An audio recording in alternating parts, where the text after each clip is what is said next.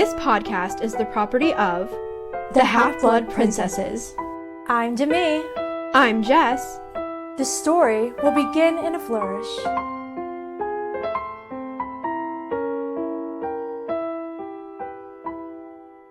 Hello everybody! Welcome to episode 17 of the Half-Blood Princesses. We're so excited to be back again.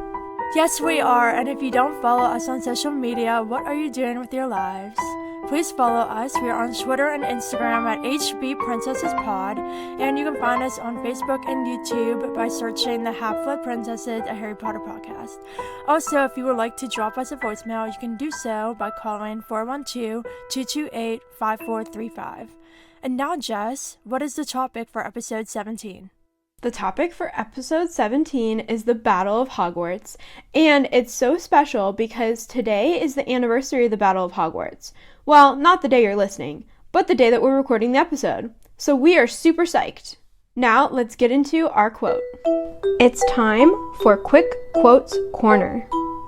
The quote for the Battle of Hogwarts comes from chapter 33 of Harry Potter and the Deathly Hallows, called The Prince's Tale. "You have fought," said the high, cold voice, "valiantly. Lord Voldemort knows how to value bravery. Yet you have sustained heavy losses. If you continue to resist me, you will all die, one by one. I do not wish this to happen. Every drop of magical blood spilled is a loss and a waste. Lord Voldemort is merciful. I command my forces to retreat immediately. You have 1 hour. Dispose of your dead with dignity. Treat your injured. I speak now, Harry Potter, directly to you. You have permitted your friends to die for you rather than face me yourself. I shall wait for 1 hour in the Forbidden Forest. If, by the end of that hour, you have not come to me, have not given yourself up, then battle recommences. This time, I shall enter the fray myself, Harry Potter, and I shall find you, and I shall punish every last man, woman, and child who has tried to conceal you from me. 1 hour. This speech is probably the most memorable one in Deathly Hallows, as it is the final hour, the final countdown. At this point, neither Voldemort nor Harry has truly joined the battle, as Harry hunted for the diadem, and Voldemort was trying to figure out why the Elder Wand wouldn't work for him. So, in a sense, Voldemort is right. Magical blood has been spilled as they stand by. This hits home to Harry. Because of him, people are fighting and injured. Because of him, Fred and Snape are dead, and Hagrid is engulfed by a swarm of spiders. It's a further slap in the face when Voldemort tells his Death Eaters to stand down, as Hogwartians lick their wounds and regroup. He's cocky, so sure he's going to win that he doesn't mind dragging it out until he gets what he wants, Harry. Harry realizes all of these factors and knows that it's long past time for him to face his destiny. But as we know, a lot can happen in 1 hour, and it is this race to the finish that makes the battle that much more exciting for readers. I think this speech really hits Harry hard because this is the reality of the situation. Up until this point, like you said, he was so focused on getting the diadem and forcing his way through the battle to get to the Shrieking Shack, and Voldemort has been focusing on the Elder Wand, like you said.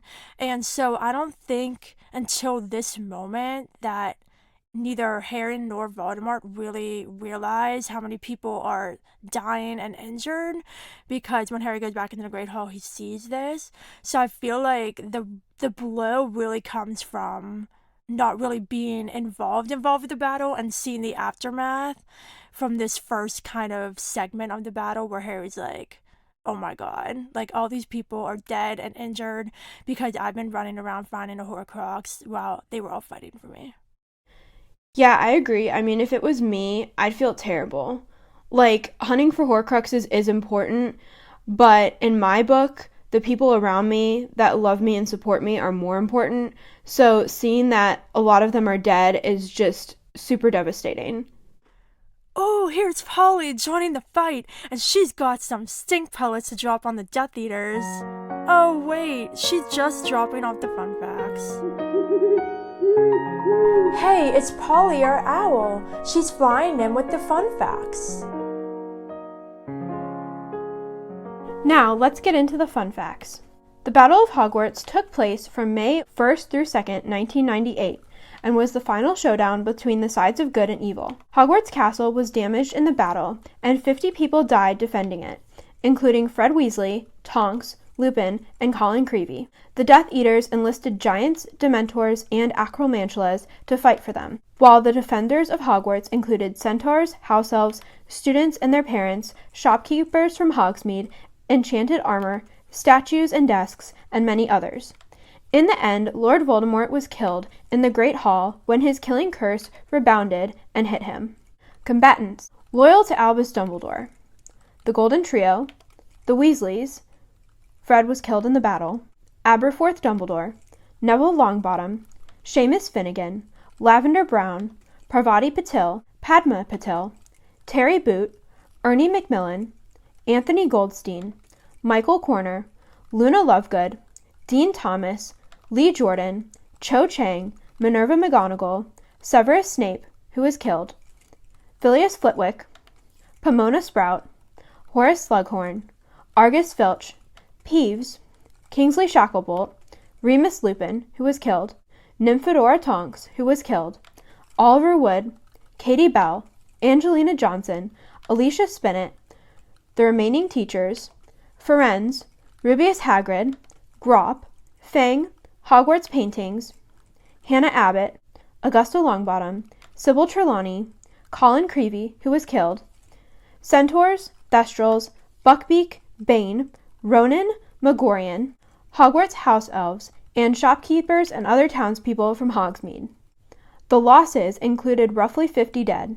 Combatants loyal to Lord Voldemort: Electo Caro, Amicus Caro, Lord Voldemort, who was killed, Nagini, who was killed, Giants, at least 2, Vincent Crabbe, who was killed, Gregory Goyle, Pius Thickness, Acromantulas, Augustus Rookwood, Slytherin students, except for Draco Malfoy, Antonin Dolohov, who was possibly killed, Travers, Yaxley, Fenrir Greyback, who was possibly killed, Walden McNair, Bellatrix Lestrange, who was killed, Thorfinn Roll, and an unknown number of Death Eaters and their supporters.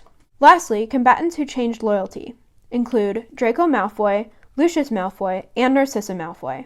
Wands at the ready. It's time to talk about the Battle of Hogwarts in our Tales of Magic and Mischief segment. Now, it's time to dive into the book topic of the week for Tales of Magic and Mischief. So now it's time to talk about the Battle of Hogwarts. Once the Golden Trio gets back to Hogsmeade and Aberforth saves their asses from the Death Eaters, they get into Hogwarts via the passageway behind Ariana's painting. Neville escorts them into the castle, and it's worth mentioning that he looks rough as hell. Swollen eye, cuts on his face, and all. He tells them that Hogwarts isn't Hogwarts anymore, and basically, if nothing's done, the castle is going to turn into a school for the dark arts. Once they get into the Room of Requirement, we see that it completely outdid itself and became a badass hideout for the DA members. Once they have their big reunion, they get down to business. Everybody wants to know if the Golden Trio really broke into Gringotts and escaped on the back of a dragon. And when Seamus asks what they were after, Harry gets a vision of Voldemort in a ruined stony shack with rotted floorboards ripped apart at his feet. There's an empty golden box beside a hole, so we know that Voldemort discovered the loss of another Horcrux. Harry tells everybody that they have to go, and that he, Ron, and Hermione only came to do something and then they're leaving. Everybody's not happy now. How would you feel being one of the DA members and learning that Harry's basically coming to do something and then ditching you? I'd feel betrayed, honestly, because it's like, here you are as a DA member, fighting for your life at Hogwarts, and here comes Harry, and you're like, oh, he's gonna save the day, he's gonna help us, and Harry's like, nah, I'm just getting something and leaving. Like, what the heck, man? Like, they supported Harry, and he's just gonna abandon them? I'd feel pretty betrayed. I would definitely feel betrayed too, especially after being so excited that Harry and the rest are back. They're basically like, oh yeah, we're not here to stay, we're leaving. I'd feel like totally let down. Neville speaks up for everybody, saying that they want to help and that Harry should be able to trust them because they're Dumbledore's army. He says, everyone in here has proven they're loyal to you, loyal to Dumbledore. So why wouldn't Harry help them? But before Harry can protest some more, in come the troops from the passageway. We learn that Neville used the fake galleon from the DA to summon everybody, telling them that Harry was back, which means revolution, that they're going to fight. Harry's like, WTF, mate, this is not what we're doing. We did not come to fight. But everybody's super hyped because they think this is what's happening. So, what do you think about Neville here, being the leader and taking it upon himself to recruit all the troops by using the fake galleon from the DA? I think that Neville was smart. You know, he's not taking no for an answer. Harry's back, which has to mean something. So he might as well call in the troops just in case, God forbid, something happens with Voldemort, and it does. So Neville's pretty smart here. He definitely is smart, and I can go off for hours, but I'm not going to. But I think that Neville really shines here because everybody's like, oh, we're going to fight.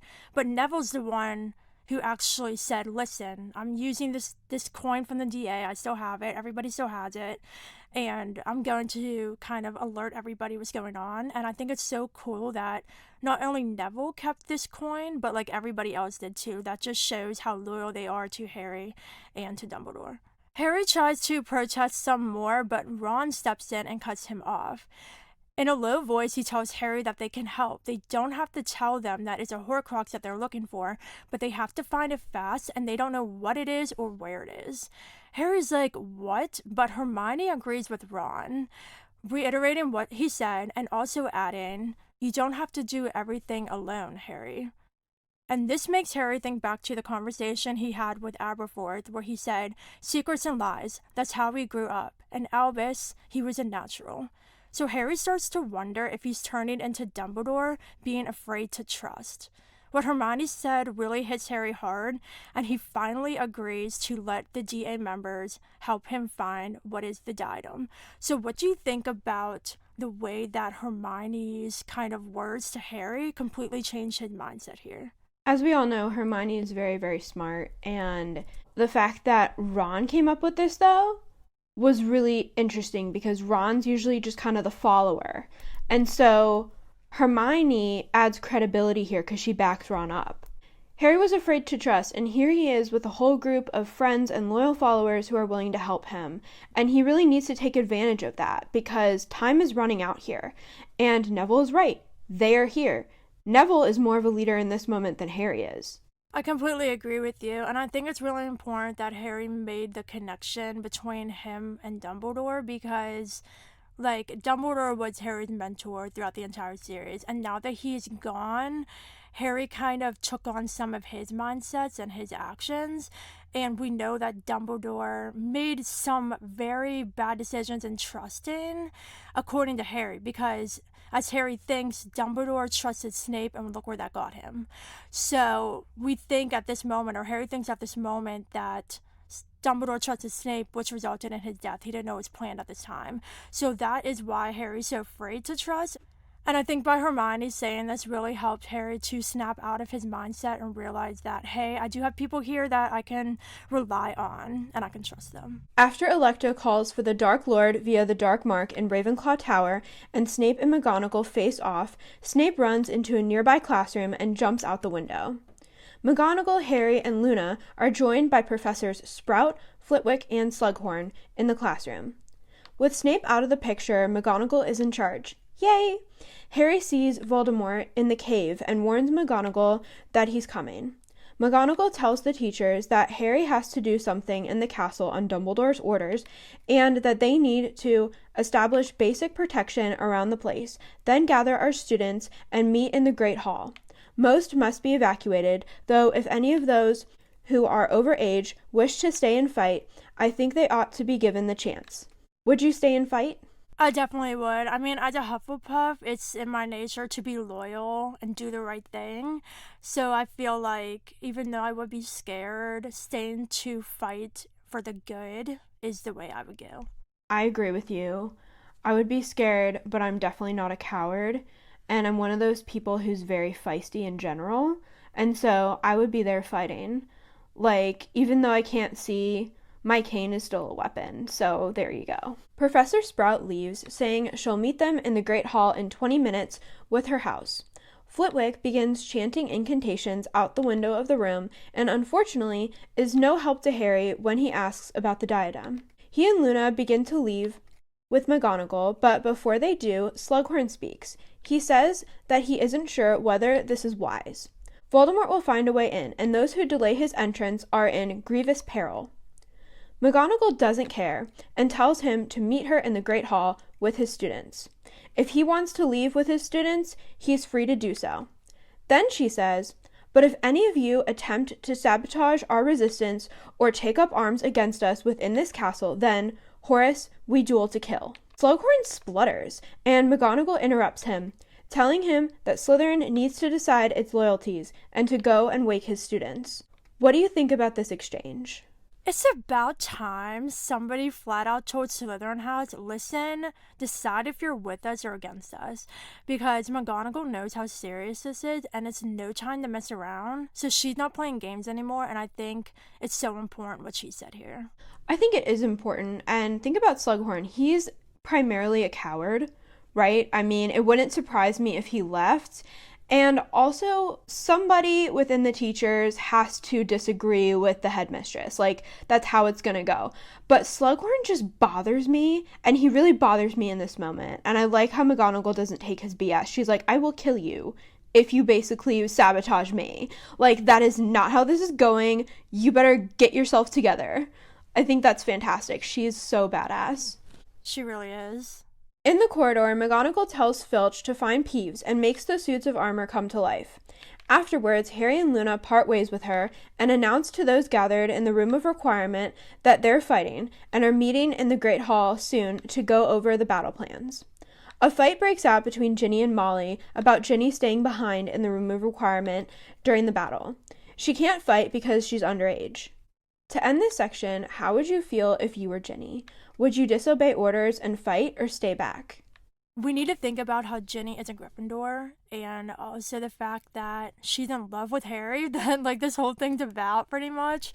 And so honestly, if I was her, I'd stay too. I mean, I wouldn't want to disobey Molly, but at the same time, Ginny was one of the main ones, along with Neville and Luna, keeping the DA alive. So she has every right to be here, despite that she's underage. And she's not that much underage. She's just 1 year younger. So what, she's 16? It's not like she's like 13 or 14. If she was that young, I wouldn't. But she's basically on the verge of being of age. So it doesn't really matter. Yeah, I would stay too and bide my time because the Room of Requirement is going to be used again at some point, whether to house more people or obviously when Harry needs the diadem. And so it's pretty smart because she could just tell Molly she's in there, and then when someone opens the door again, she could just sneak out like she did. So Ginny is pretty darn smart, and plus she's like super fierce. She's a huge asset in the battle despite the fact that she's underage. And also she's pretty mature for her age, so she deserves to be there. She definitely does deserve to be here, and I'm really glad that she made the decision to stay and fight. So everybody gathers in the Great Hall to get instructions and begin strategizing for the battle. While there, everybody has their eyes on Professor McGonagall, who is standing on the raised platform at the top of the hall with the members of the Order of the Phoenix and the Hogwarts teachers behind her. She starts off by giving instructions for evacuation. Filch and Madame Pomfrey will be organizing the evacuation, and the prefects are to lead their houses out through the evacuation point, which is through the Room of Requirement. It's noted that a ton of the students look absolutely scared shitless, but Ernie Macmillan has something to say. And what if we want to stay and fight? What the hell was that? Did you just move your chair? Yeah, because he stands up. He stands up. Oh my god. That's ridiculous. And so Professor McGonagall says that anybody who is of age can stay and fight. And so this gets applause from like a lot of people in the hall because they're super hype and they want to stay to fight. So what do you think about Ernie here? We know he's a Hufflepuff and loyal and selfless, but I think this gives Hufflepuff House some recognition it deserves. But as a whole, looking at Ernie's character and how he changed throughout the series, what does this moment show you about him? This moment definitely shows me that Ernie has become more fierce as the series goes on, because think about it, like, he was willing to tell Harry off in Chamber of Secrets with the whole Justin Finch-Fletchley thing. He was like, listen, you hurt my friend. And Harry's like, no, I didn't, bro. And he's just gotten fiercer as the whole thing goes on. So it doesn't surprise me that he's getting up to fight. I mean, he's definitely one of the more feisty Hufflepuffs there is. But it does show that Hufflepuff House does have some backbone, so that's good. Exactly. Yeah. So shout out to Ernie here for kind of sparking the moment of everybody's desire to fight. But a Ravenclaw girl, sorry Jess, a Ravenclaw girl's like, well, what about our things and our owls and all of our trunks? And McGonagall's like, listen, that's not important. Our job is to get you out of here safely. But then a Slytherin girl is like asking where Professor Snape is. And McGonagall's like, he has, to use a common phrase, done a bunk, which is fantastic. What the hell does that mean? I guess peaced out. That's weird. I think that's what it means. That saying is so weird. It's done a bunk. And this gets applause from the Gryffindors, Hufflepuffs, and Ravenclaws. Just as McGonagall starts to pick up her instructions again, Voldemort does his creepy, magnified voice thing and speaks to everybody in the Great Hall. Naturally, everybody's terrified. He basically says that he knows they're preparing to fight and that he has respect for the Hogwarts teachers and doesn't want to spill magical blood, blah, blah, blah, blah, blah. And he ends by saying, "Give me Harry Potter, and none shall be harmed. Give me Harry Potter, and I shall leave the school untouched. Give me Harry Potter, and you will be rewarded." How would you feel if you were sitting in the Great Hall and this just happened? I feel a little bit unsettled because his voice is already creepy. Then I'd feel a little annoyed because he repeats himself a lot. And then I'd just be like, no way, bro. Like, this is not what we're going to be doing. So you better just, like, sit in your hideout and wait because we're not coming out there. I'd be terrified too, but like at the same time, I wouldn't just give up. I'd be like, all right, go ahead, Voldemort, keep praising yourself, but we're going to kick your ass, and we do. But Pansy Parkinson has a different idea. She stands up and is like, but he's there! Potter's there! Someone grab him! And, like, everybody else in the hall stands up and faces Pansy, like, shielding Harry. And McGonagall basically kicks all the Slytherins out, which is fantastic. And then everybody else who doesn't wish to stay leaves, and McGonagall has to move through the crowd and kick out underage students who are trying to stay. But after that, Kingsley Shacklebolt steps forward on the platform and starts to strategize. So the Order of the Phoenix and teachers of Hogwarts have come up with a battle plan. So firstly, Professors Flitwick, Sprout, and McGonagall are taking groups of fighters up to the highest towers, Ravenclaw, Astronomy, and Gryffindor. They will have a nice overview to work spells. Then Lupin, Mr. Weasley, and Kingsley are taking groups of fighters into the grounds. Fred and George Weasley are tasked with organizing defenses at the entrances of the passageways into the castle. So, which one of these groups would you like to be a part of during the battle? I would like to be up at the highest tower, just because I think it's fun to rain down chaos on other people below. I agree. I definitely would like to be in one of the highest towers because I feel like I love charms, and if I was a student, I'd be good at charms to work those spells from high above and rain them down. So I would definitely be up there too. So after the whole ordeal in the Room of Requirement, when the diadem gets destroyed with fiend fire, the battle is completely raging on. The Golden Trio see Percy and Fred dueling Death Eaters who had gotten into the castle, and they have hoods and masks on their faces. So the trio rushes over to help, and we find out that the Death Eater that Percy is dueling is Thickness, who is a Minister of Magic. This is fantastic. So if you were like one of the trio or Fred or Percy seeing the Minister fighting on the bad side, obviously we know he's probably imperious, but what would be going through your head? That the leader of your government is literally fighting for the bad side. Honestly, my head would be like, this world is so messed up. Like, this is the reason that we have to win this battle, because if our government isn't assisting us, then the whole world is going to go into anarchy, basically. So it's good that we're fighting here just to bring some semblance of order back after this is done, too. Yeah, I totally agree. And Percy basically tells him how it is. Hello, Minister, bellowed Percy, sending a neat jinx straight at Thickness, who dropped his wand and clawed at the front of his robes. Apparently, an awful discomfort. Did I mention I'm resigning? This is fantastic. And Fred is basically like, you're joking, Percy? Like, what? And at this moment, the world rips apart and everybody's falling. Harry's flying through the air and he's trying to hold on to his wand. And when he lands below, we know that the side of the castle got ripped away because he feels cold air rushing in. And Harry's basically buried beneath rubble from a collapsed corridor. Then he heard a terrible cry that pulled at his insides, that expressed agony neither flame nor curse could cause. And he stood up, swaying, more frightened than he had been that day, more frightened, perhaps, than he had been in his life.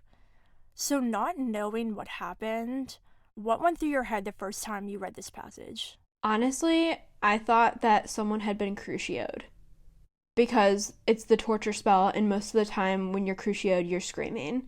Or that someone died, which we know that's the case. I definitely agree. Somebody definitely died. And I think, like, my first thought was Ron or Hermione, just because they're Harry's best friends. And so I was thinking, as the author, like, the worst blow would be to kill off Harry's best friends or one of them. So my mind jumped to that. I had no clue it was going to be Fred. I feel like in my head, I was like, Fred is just so amazing that he could never die. And I think that's the thought process I had, that when I found out it was Fred, I was like completely shattered because I didn't see that coming at all. Well, see, the thing for me is that I also thought it was one of the Golden Trio. But at the very least, I thought it would be Percy. Not gonna lie. I mean, not that I'm gonna say who cares if he dies, so that's mean. So, as we know, it's Fred, and we see Ron and Percy by their brother screaming no, and the battle's still raging on. Like, it seems like the world ended here, but the battle's still happening. And spells are flying in every direction, and Percy is shielding Fred's body, which completely destroyed me. And they have to move because spiders are trying to get into the castle. There's curses flying. So Harry helps Percy move Fred's body, and they place it in a niche where a suit of armor had stood earlier. Harry follows Ron and Hermione, and they hide behind a tapestry, and Ron is trying to break free. He wants to fight. He wants to kill Death Eaters, and he doesn't want to stay there. He doesn't care about Horcruxes anymore. He just wants to go. And Hermione's begging with him that we're the only ones who can stop it. We have to get Horcruxes. We have to kill the snake. We're the only ones who can end this. And I think, Fred's death hits so hard, but just for a moment, put yourself in Ron's shoes. I can completely empathize with what Ron's going through here. And for you, how would you feel being Ron after Fred died and knowing that you have to kill a snake and you can't just fight Death Eaters? I would have fought against Harry and Hermione harder and just bolted and left and then came back later. Just because that was my brother who died. Like, revenge and blood need to be spilled. Like, this is a thing. And so, yeah, I would have done that. I agree. And even though they do kind of fight their way out, they're still under the invisibility cloak, so they're not openly fighting. And they're afraid to really cast curses because they're afraid of hitting, the people on their side, not Death Eaters. So it would suck so bad to be Ron, knowing that I can't just go fight and be part of the battle. So I completely feel his pain. And it's just, this part shattered me. This whole part of the book just, ugh. I think I put the book down for a solid hour and cried, and then read it again. Yeah, no, it's really hard. After Harry sees the vision of Voldemort in the Shrieking Shack, he tells Ron and Hermione about it, and about how Voldemort expects Harry to come to kill Nagini since she's a Horcrux. The trio argue here with Ron and Hermione, both saying that one of them would go in Harry's stead. But before they can resolve this, two Death Eaters rip the tapestry at the top of the staircase where they were hiding. Hermione creates a chute for the trio to slide down, evading the Death Eaters. When they land, she turns the tapestry to stone so that the Death Eaters couldn't follow them. Badass. The trio flatten themselves against a door as some desks gallop by, herded by a disheveled Professor McGonagall. I love how she yells charge here. That's my favorite part. I love her. She's fantastic. This woman is my hero. Literally. Imagine desks just running. Like, it's such a funny image. She's like, charge!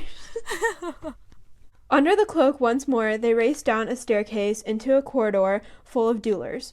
The portraits scream encouragement to the fighters on the good side, while Dean fights Dolohov, Parvati with Travers.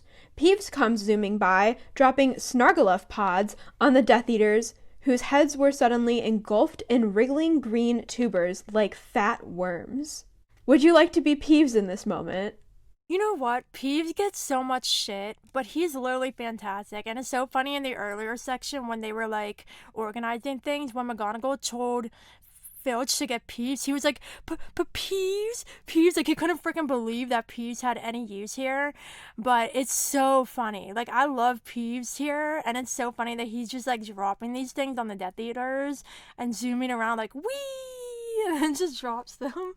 Well, yeah, and the thing is, he's protected because he's already, like, semi-dead. So, he doesn't really have anything to lose here. And he's overhead, so as soon as he passes, they're just like, who the hell did that? Like, that's the hilarious part here. Sadly, the trio gets spotted when some tubers go over Ron's head, and Dean, taking advantage of this, stuns a Death Eater. Parvati puts a bodybind curse on Dolohov. The trio make it to the top of the marble staircase, where they see Draco pleading with a masked Death Eater, telling them that he's on their side. Harry stuns the Death Eater. While Malfoy looks around for his savior, Ron punches Malfoy, who falls backward on top of the Death Eater. His mouth is bleeding. And that's the second time we've saved your life tonight, you two-faced bastard, Ron yelled. Let's take a moment to appreciate this. I love it. It's so true. They saved his ass in the room of requirement. Harry could have easily left Draco there to die in the burning flames, but this is Harry Potter, and even though Draco is his rival, he's not going to leave him to die in flames. And they saved his ass, and literally, like, Draco, I'm on your side, I'm on your side. And Harry didn't have to stun the Death Eater, but he did. So Ron had every right to punch him in the face. Like, every right to do it. Every right. No, I completely agree. I really would have punched him in the face too, because I understand he wants to preserve his, like, pretty face here, but, like, at the same time, that's just not fair. Like, you should have at least, like, Crucio'd the guy. You know the spell. Like, come on.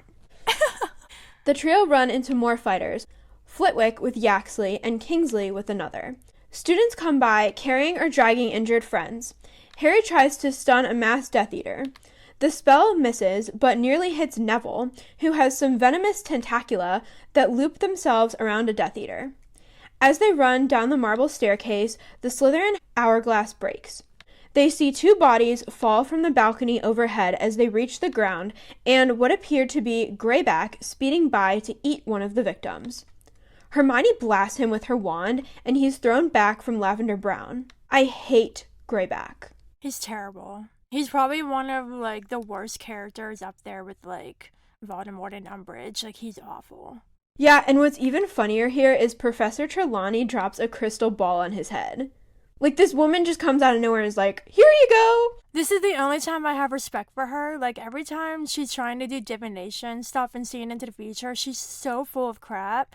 But anybody can drop a crystal ball, and she's using her skills. She's like, alright, I'm gonna drop this crystal ball. Like, shout out to you. Only time you win.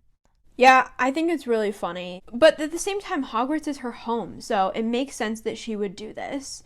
Like, as much as people make fun of her, like, this is her safe haven, and she doesn't want to see it destroyed.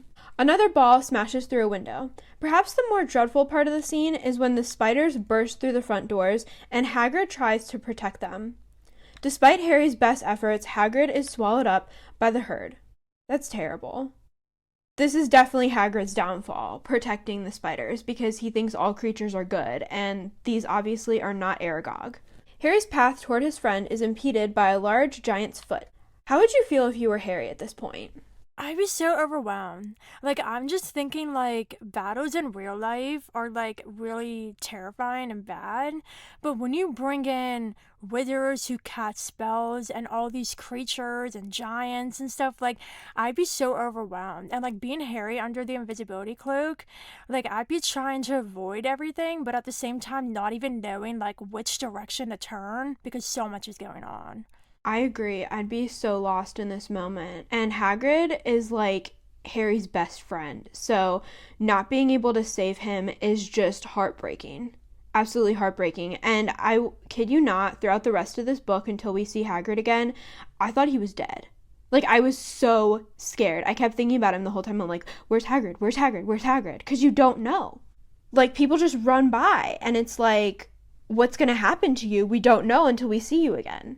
Exactly, and I think that's the thing with a lot of these characters, like, we've grown to love so many of them, and while this battle's happening, we're constantly thinking, like, on first read, is this character still alive? Is this character still alive? So I think, like, on JK's part and doing that, making us love these characters, it makes the battle that much more crazy and anxiety-inducing. Yeah, and you also see all these characters come into their element. Like, Professor Trelawney is no longer, like a timid professor. She's fighting. Neville becomes a leader. There's so many characters that shine in these moments too. The giant smashes a fist through an upper window and tries to seize people.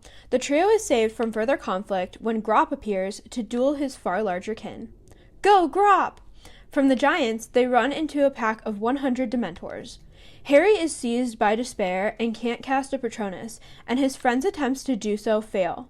Luckily, Luna, Ernie, and Seamus come by and cast their Patronuses, saving their asses. Why do you think Harry was unable to cast his Patronus?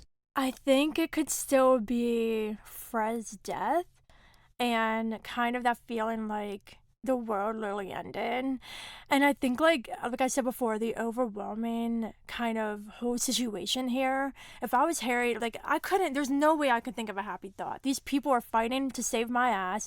I can't help them currently because I'm trying to get to the snake. Like I'd feel like I was letting them all down.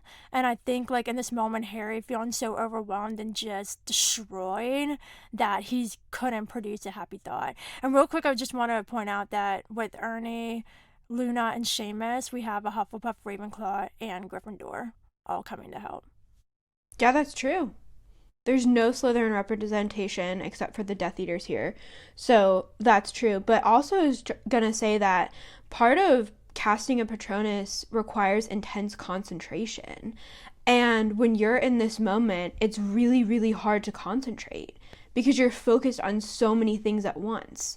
And so there really is no happiness around you either, like you were saying with the battle. So it completely makes sense why Harry would have difficulty here, which is why, again, characters coming into their element, Luna is fighting. Luna's the leader. They say Luna first when they come by. So Luna is leading them and saying, like, listen, you're casting your Patronuses.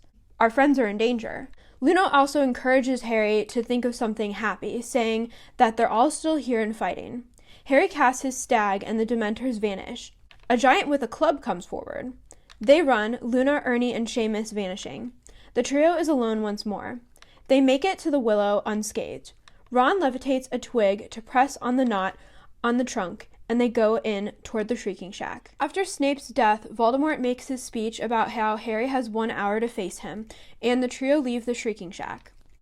Once they arrive back at the castle, they see small bundles on the front lawn, along with a lone giant's shoe. It's just so random, I love it. The flagstones are stained with blood. Scattered emeralds and pieces of marble and splintered wood are on the floor. Part of the banisters were blown away, too. In the Great Hall, Harry sees survivors hugging each other, while Madame Pomfrey and some helpers treat the injured on a raised platform. Firenze is injured, and he's there on the platform. The dead are in a row in the middle of the hall. The Weasleys are crowded near Fred.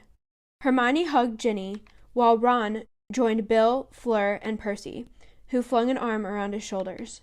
Harry sees Tonks and Lupin, laying beside Fred, and absolutely can't take it.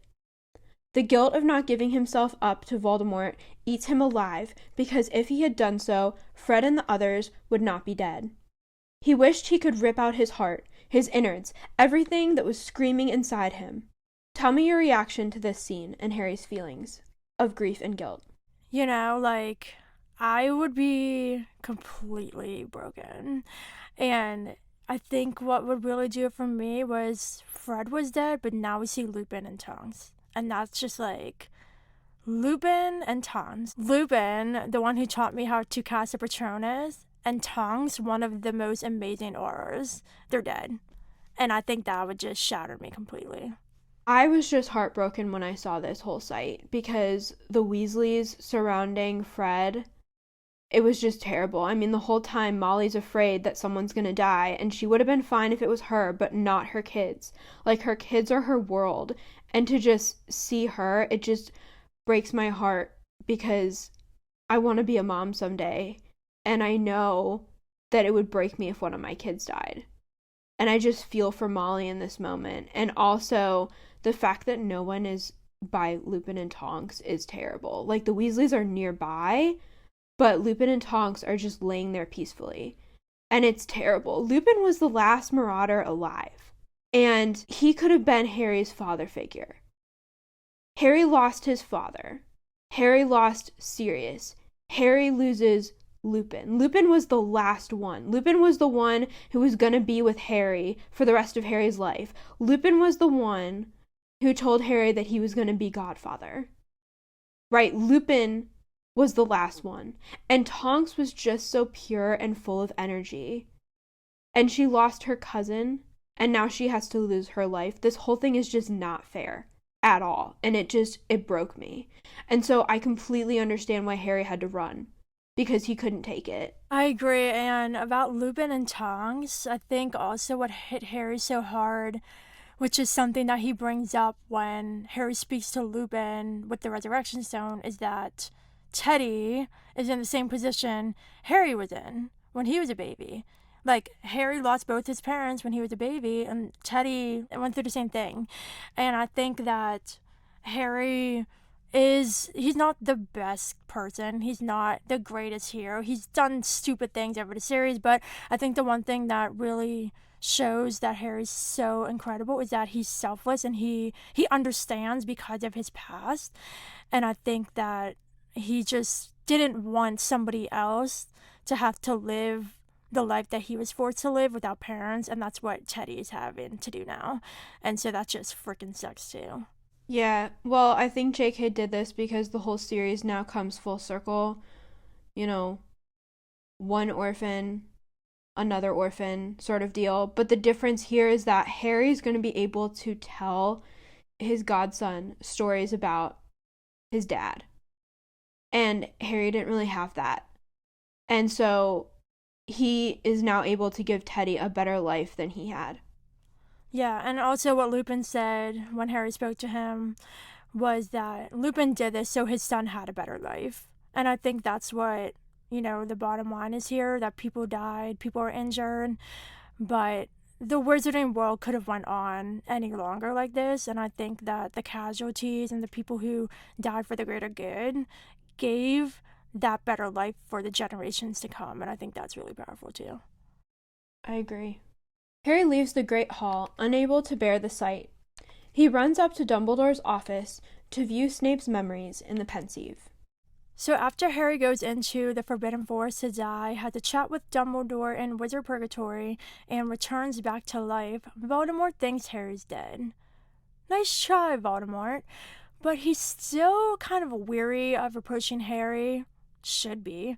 And so he has Narcissa Malfoy check if Harry's dead.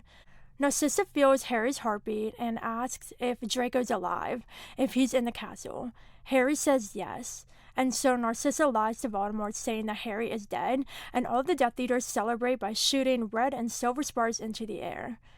I don't really like Narcissa's intentions, only to get back to Draco, but that aside, I love how everything keeps blowing up in Voldemort's sneaky face. But what do you think about Narcissa here? I feel like Narcissa is just really selfish. As long as she gets what she wants, which is Draco, she doesn't really care anymore. Like, yeah, maybe by helping Harry, she switched sides, but she's just so self-serving. I think if I was Harry, I would have told her that Draco was alive no matter what, just so I could save myself. Like, wouldn't you? I don't know. I mean, not to get into the whole Draco thing, but I love Draco's character. He had a big arc, and, she's a mom. Narcissa, even though she's shitty at times, she's still a mom. And her son was in this battle. I mean, I'd worry too. Just like Molly. I mean, Molly and her are completely different, but same situation. You care about your kids, and she wanted to know Draco was alive. So I can understand where Narcissa's coming from. But so Voldemort thinks it's fun to hit Harry with Crucio, which doesn't do anything because Harry is at such a high about being back alive that this doesn't affect him at all. But Voldemort's having fun, and then he tells Hagrid to carry Harry's body. So Hagrid cradles Harry in his arms and weeps as he carries him through the forest. How would you feel if you were Hagrid? I would be crying too. Like, this is just not fair. This is one of the saddest parts of the battle, because we as readers know Harry's alive, but Hagrid doesn't. Hagrid had to carry Dumbledore's body not too long ago, and now he's carrying Harry's body, the kid that he basically raised, right? And it's just not fair to Hagrid. Like, he has a big heart, and it can only break so much, and it just breaks for me seeing Hagrid doing this. Like, this is just not fair, and Voldemort knows what he's doing by having Hagrid carry Harry, and that's what makes it so much worse. Exactly, because Voldemort is just evil, and he has no thoughts, or he doesn't have the ability to show remorse and care. So yeah, this really hits hard. So Voldemort leads everybody out through the Forbidden Forest and does his voice magnification thing, telling everybody that Harry's dead and that he died as he was running away trying to save himself, which is such a lie. And he tells everybody to come out of the castle and see what became of their hero. People come out, and the first thing noted is that McGonagall screams no, and this is like the worst sound Harry ever heard. And then Ron, Hermione, and Ginny's voices start screaming no too, and they're even worse than McGonagall's. And Voldemort tells Hagrid to place Harry at his feet where he belongs, not where he belongs. But every time Voldemort tries to use Silencio and just cast spells on everybody who was fighting on the good side to stay quiet and stay put, nothing holds. And we know this is because of the protection that Harry gave them. But as a whole, like being, let's say, Ron and Hermione, how would you feel being them, thinking Harry's dead, just lying on the ground at Voldemort's feet? I'd be sad, but I'd be more angry. Because here they were helping their best friend do everything they could, and it's in vain. Like, I'd be angry. Like, I'd rush at Voldemort. And that'd be the dumbest thing ever. But I would, because I'd be so angry. And I'm surprised at this point that Hagrid isn't angry enough to just, like, rip Voldemort apart, to be honest with you. Exactly. Yeah, I feel really shattered. I'd be angry, like you said, but that's my best friend. You know what I mean?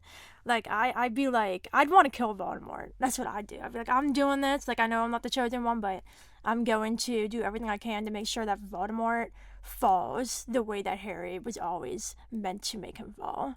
So we all know what happens next. Just to keep it short, Neville really kicks ass and faces up to Voldemort, and then when he pulls the Sword of Gryffindor out of the Sorting Hat, he slices off Nagini's head, killing the last Horcrux, and at this moment, the battle just explodes again.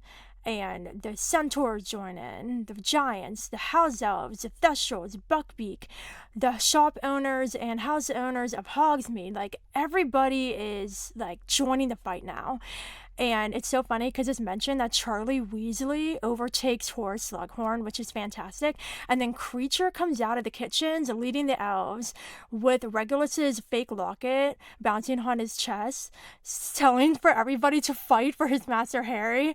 And it's just so funny because all the elves are like stabbing at the Death Eater's shins and ankles, and they're just collapsing. So basically, with the wizards and all the creatures and everybody else, the Death Eaters are completely outnumbered. The fight moves into the entrance hall, and there's basically three main fights going on. Voldemort is dueling McGonagall, Kingsley, and Slughorn. It's nice to see Slughorn is finally fighting on the good side. And at the same time, Bellatrix is fighting Hermione, Luna, and Ginny. I love that the three of them are totally kicking ass and dueling Bellatrix like this, 3-on-1. So Bellatrix shoots a killing curse so close to Ginny that Harry changes course, and instead of heading for Voldemort, he switches to Bellatrix. But this is when Molly steps in and says, "Not my daughter, you bitch." Love it. That's the best part in the entire book. I'm telling you. Molly tells the girls to back away, and she faces Bellatrix 1-on-1. Students rush forward to help, but Molly isn't having it. She wants to face Bellatrix alone. All the other people who are in the battle back up along the walls and watch both duels going on. Voldemort and his three opponents, and Molly and Bellatrix. Molly shoots a curse at Bellatrix, and it hits her in the chest and kills her. Voldemort is completely outraged and goes for Molly, but this is when Harry casts Protego, shielding Molly from Voldemort, and he takes off his invisibility cloak. So how would you feel being one of the bystanders watching this shit go down? I'd be cheering on Molly and jumping up and down and crying when Bellatrix died. That's what I would currently be doing. I wouldn't even be watching Voldemort at all. I'd be watching Bellatrix and Molly. Seriously though, I would totally be focused on them, but what would be going through your head when Harry takes off the invisibility cloak? I'd be flabbergasted. Or my favorite word, gobsmacked. It's the final countdown! Harry and Voldemort circle each other in the entrance hall and have a little chat. Harry tells everyone not to help him. He reveals to Voldemort that there are no Horcruxes left. It's just you and me. Neither can live while the other survives, and one of us is about to leave for good. Voldemort jeers and says that Harry thinks it will be him when Harry survived by accident. Harry retaliates that it was no accident, that his mother saved him, that he fought in the graveyard, that he didn't defend himself tonight and still survived and returned to fight again. Voldemort's not having this. To him, it was an accident. Accident and chance, and the fact that you crouched and sniveled behind the skirts of greater men and women, and permitted me to kill them for you. He's so theatrical. Like, what's with the theatrics here? Yeah, and what's with the sniveling behind the skirts of men and women? Like, Harry never did that.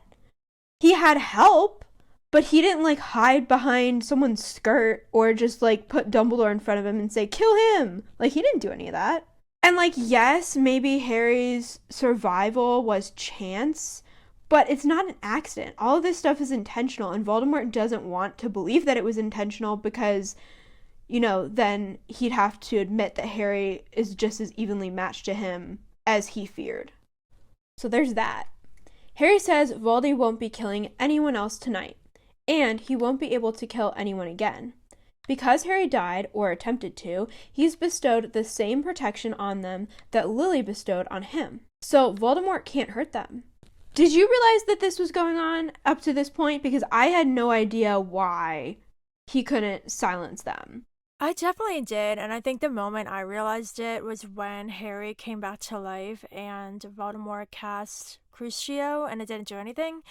And I kind of pieced together, like, during the battle and everything going down back in the castle when they all went back in, the Death Eaters are getting taken down left and right, but nobody fighting on the good side is getting injured, so I definitely pieced it together that Harry gave all of them the same protection that Lily gave to him when he died to protect them. Yeah, I didn't get that up until this point. I was kind of dense. I was just so focused on the action that I didn't, like, stop to analyze it. But it makes sense that he did this, and it's pretty darn cool that J.K. included this in the book. Harry also reveals that Voldemort didn't bring about Dumbledore's death. Dumbledore arranged it himself with Snape, who was Dumbledore's man through and through, ever since Voldemort hunted Lily. Snape's Patronus was a doe, the same one as Lily's. He worked with Dumbledore and killed Dumbledore on his orders. Voldemort doesn't seem to care. Dumbledore's dead, after all. At this juncture, Harry and Voldemort discuss the Elder Wand. Harry reveals that Voldemort was never the true master of the Elder Wand. and also advises Voldemort to try for some remorse before the final face-off concludes. This is so important that Harry tells Voldemort to try for some remorse because Voldemort killed Harry's parents, killed so many people that he loves, caused so much dark magic and terror and pain in the Wizarding World for so long, and Harry being like, try for some remorse shows so much about his character and shows his good heart because he could have easily killed Voldemort, cast Avada Kedavra, and ended it, but Harry saw what Voldemort would have became, or what he will become after this, because when he was in Purgatory, he saw that baby-like creature that Voldemort would become, and it's because Voldemort's soul is ripped so much that he can't pass on.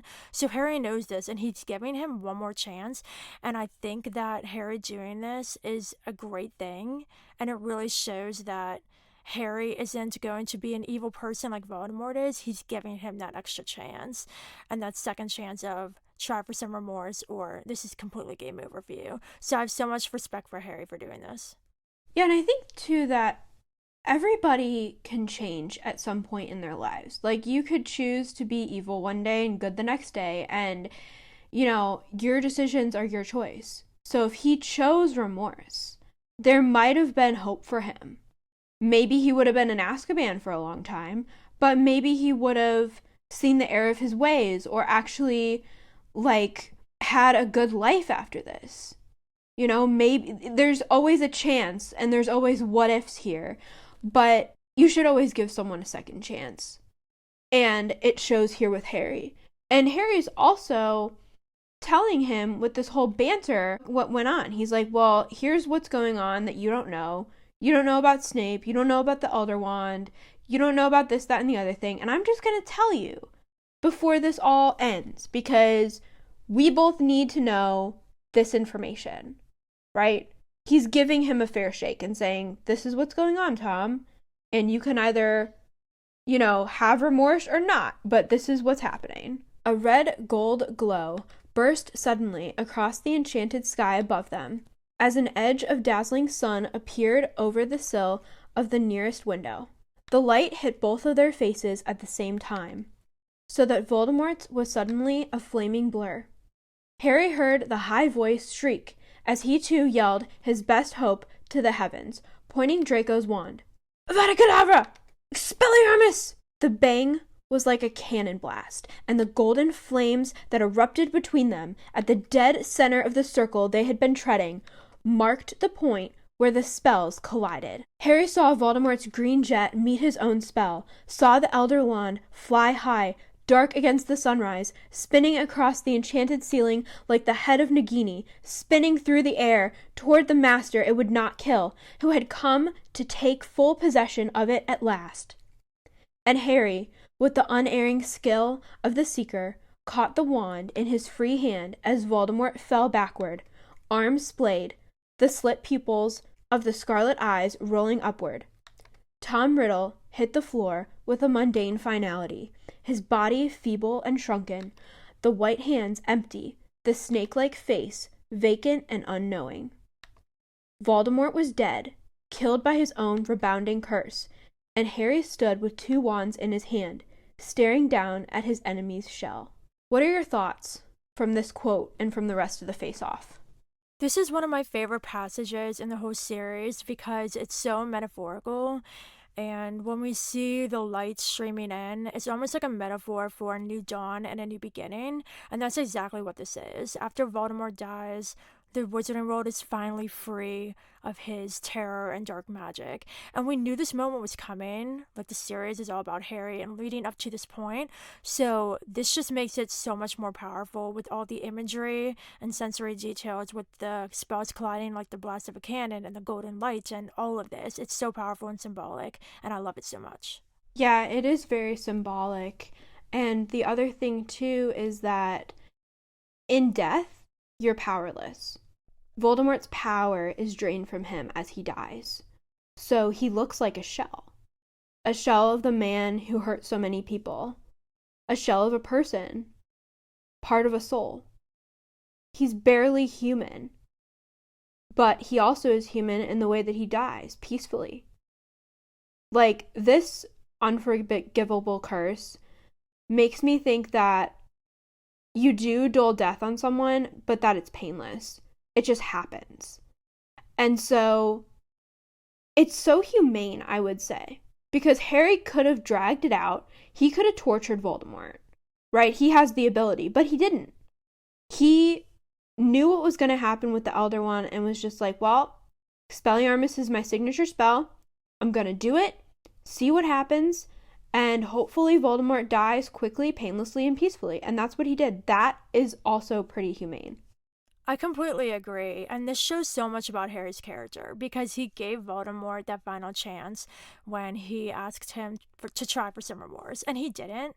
And still, Harry didn't want to kill him, like by casting Avada Kedavra himself or torture him or anything. He trusted the process and he believed he knew what was going to happen, so he rolled with it. And I think that shows that Harry stayed true to who he was, and he didn't want to become evil like Voldemort was. He stayed good, and that just shows that if you're a good person and you do things right, then you will triumph, and we see that here with Harry. Yeah, because you don't want to kill a killer and become a killer yourself.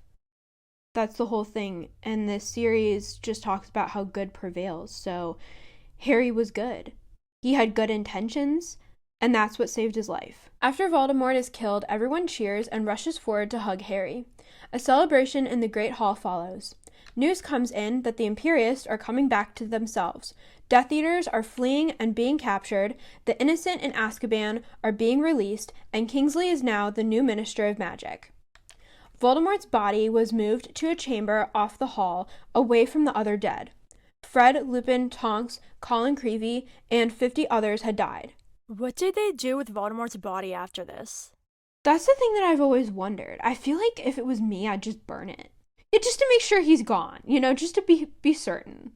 It's like a vampire, you gotta make sure they're dead. You gotta burn them. What would you do with the ashes, though? I don't know, throw it in the lake? Like, what would you do with the ashes? I mean, if you think about it, Voldemort loved Hogwarts. It was like a second home. So by putting it in the lake would be like, yay, you can put your ashes in this lake and stay here forever. Yeah, that's what I meant. So yeah, it's a good decision. I mean, they're not like the evil who would just put Voldemort's head on a spike and just like hang it somewhere. Like that'd be gross. And the other thing too here is like Colin Creevey died. That's also what hurt me a lot because he was the most innocent of all of the characters. And he was good, he was brave, and he's dead. That hit me too, and especially because McGonagall told him to leave, and then he came back to fight. Or you could put his ashes in like an urn and just like put it somewhere. Oh, what about the Albanian forest? Yeah, that's it. Bury his ashes in the Albanian forest. Or you could put it in the hollow tree where their diadem was. There you go. After a while, Luna distracts everyone so Harry can escape the Great Hall under his invisibility cloak. As Harry leaves, he spots Ginny with Mrs. Weasley and Neville surrounded by admirers. He sees the Malfoys and then reunites with Ron and Hermione before they all exit. How would you react here? Would you join the celebration or fall into yourself like Harry does? I'm going to do what Harry does because, like he thinks, there's going to be time to talk and celebrate later, and right now I want to spend time with my best friends, Ron and Hermione. Yeah, I would do the same thing. I'd also want to just be with them in silence, to kind of reflect on what happened and to just grieve with them. I'd want to be surrounded with the people that I thought I would have lost in the battle and just be grateful that they're alive. Exactly, and Harry had his moment after Voldemort died when everybody rushed up to him to hug him, but right now that's not what Harry wants. He doesn't want praise, he doesn't want admirers right now. People are grieving, people died, loved ones died and are injured, and yes, some people are celebrating, but he doesn't want to be in the center of attention right now, and I think that shows a lot about Harry's character because he's focused on the fact that this is finally all over and he just wants to lay low with his best friends and not be somebody who's just looking for people to say, yay, congrats, you did it. Like, that's not what he's looking for here. So I love how Harry kind of had that mindset and spent time with Ron and Hermione. The castle shows signs of disrepair as they walk. Peeves is also singing. We did it! We bashed them. Whee! Potter's the one. Voldy's gone moldy, so now let's have fun. I love him so much here. This is the best Peeves moment in the entire series. It really is. I love him here. It's fantastic. And here is the other funny part. Really gives a feeling for the scope and tragedy of the thing, doesn't it? Said Ron. Iconic. I love him too. I love the imagery in this song, but I also love Ron's comment because he's just like, wow, that sums it up, doesn't it? Harry tells them everything, all the way from the pensieve to what happened in the forest, until they reach Dumbledore's office. Inside, all the portraits give Harry a standing ovation. But Harry had eyes only for the man who stood in the largest portrait directly behind the headmaster's chair. Tears were sliding down from behind the half-moon spectacles into the long silver beard, and the pride and the gratitude emanating from him filled Harry with the same balm as Phoenix Song. How would you feel if you were Harry in this moment? What does this say about Harry and Dumbledore's relationship in these final moments before the book ends? I love this moment because it really shows that Dumbledore is so proud of Harry and grateful for his heroism and strength throughout this entire thing. And Dumbledore is definitely flawed, and even Snape said in the pensieve that Dumbledore was raising Harry like a pig for slaughter, but he wasn't. Dumbledore was so confident that he knew what was going to go down, and he was right. And so I think this moment really shows that Harry really looked up to Dumbledore. Dumbledore was his mentor throughout this whole thing, and now they can finally relax that it's all over. And Dumbledore's so proud of him. And even though this was Dumbledore's portrait, not Dumbledore exactly, we still feel that connection here, and I think it's a very beautiful part of the series, and a great way to end it with Harry and Dumbledore. I couldn't have said it better myself. Well, friends, we've made it to the end of the battle and the end of the series. Before we go, I have a couple questions for you, Demi. If you fought in the Battle of Hogwarts, what Death Eater would you take on, and what is your spell of choice?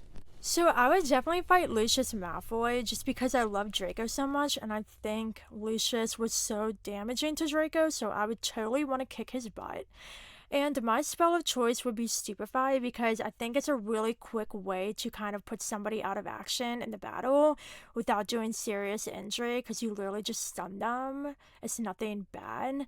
So I would go with Lucius Malfoy and Stupefy. That's a good choice. I didn't even think of battling Lucius. I actually thought I'd take on Yaxley since he ruined the whole safety of Grimmauld Place for everyone, and that just pisses me off. And I would use the Body Bind curse just because it's a fun one. I love it because you're like stiff as a board and you just fall over. It's great. So my question for you is, who would you want fighting beside you in the battle? Honestly, if I had to just pick one, I'd pick Ginny because she's the most fierce, I think. And she's really awesome. So my first thought was Hermione, but she's really good with strategizing, and she's not the strongest when it comes to thinking on her feet. So I wouldn't go with her. I'd go with Ginny too. I think she's really strong and a good leader, and she knows her stuff. And so, yeah, definitely her. It'd be the trio. Me, you, and Ginny kicking ass. Yeah, I agree. That'd be really fun. What were your thoughts at the end of Deathly Hallows? Best end to the best book of the best series. I love the ending. It shows so much about the characters and their growth, especially Neville, Luna, and Ginny really being leaders, and also Harry. After all he went through, he finally destroyed Voldemort. It's finally over, and I think that this was the best way to end the whole journey, and I couldn't have ended it better myself. I agree. I have no complaints whatsoever. This was a fantastic book. The battle was absolutely epic, and I thought it was kind of cool that Harry didn't actually kill Voldemort, as we were talking about earlier, and that Voldemort's own spell killed himself, which I think is ironic and kind of funny. The disarming charm is pretty useful, and I don't think it gets enough credit. Also, I love to see the character development in this book and the side of good prevailing because that's how it should end. Completely agree, and it's amazing how Harry was able to stay good throughout this whole thing and show that good always triumphs over evil. That's why I'm an optimist, people, because good always wins. So my last question for you is, whose death hit you the hardest? Fred Weasley. followed closely by Lupin and then Tonks, because Lupin. I agree. Fred's definitely hit me the hardest, and we talked about this earlier, but I think for me, it was so unexpected. And Fred dying, are you kidding me? Like, he seems so full of life and just unstoppable, and like when he died, it completely destroyed me. So Fred definitely hit me the hardest too. Yeah, I mean, I know she had to kill one of the Weasleys because there's so many of them and because it would hurt us terribly, but Fred, I mean, come on, it's Fred. So, yeah, I agree with you. Thank you guys so much for listening to this episode of the Half-Blood Princesses. If you have any thoughts on the Battle of Hogwarts, please let us know and hit us up on social media. Our next episode comes out on June 4th, so stay tuned for that. Thank you for listening. Bye. Bye.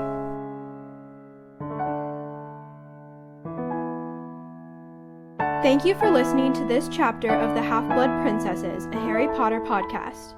Hedwig's theme and Leaving Hogwarts in this episode were originally composed by John Williams and arranged by me. Until next time, mark this page with a magical bookmark.